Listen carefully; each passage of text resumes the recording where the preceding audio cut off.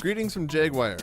In this video we're going to guide you through replacing your old Hope hydraulic brake lines with new Jagwire HyFlow hose.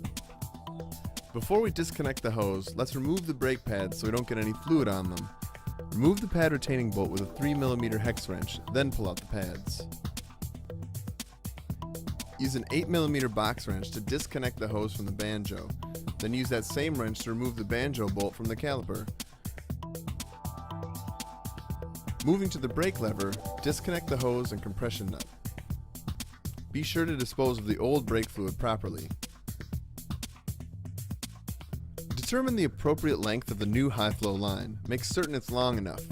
It's often easiest to use the old hose as a guide. Once you've marked the correct length, cut the line cleanly using the Jagwire Space Age cutter. Install one O-ring on the connector nut and install the brake lever with an 8mm box wrench. Tighten 5 to 6 Nm. Now we'll prepare the lever end of the hose. Slide on the compression nut so the threaded portion faces the end of the hose, followed by the compression bushing. Install the needle into the hose using the Jagwire Precision Needle Driver, then place one O-ring onto the needle. Now you can install the whole assembly to the brake lever by threading the compression nut onto the connector. Use the 8mm box wrench to tighten it 5 to 6 Nm.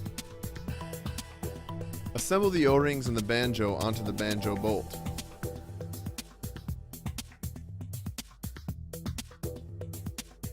Thread the banjo bolt into the caliper and tighten with a 8mm box wrench. Make sure that the angle of the banjo won't kink the hose. Thread the quick fit hose onto the banjo adapter and tighten 4 to 5 Nm with an 8mm box wrench. Be sure to bleed the brakes according to the manufacturer's specifications. Now it's safe to replace your brake pads and pad retaining bolt.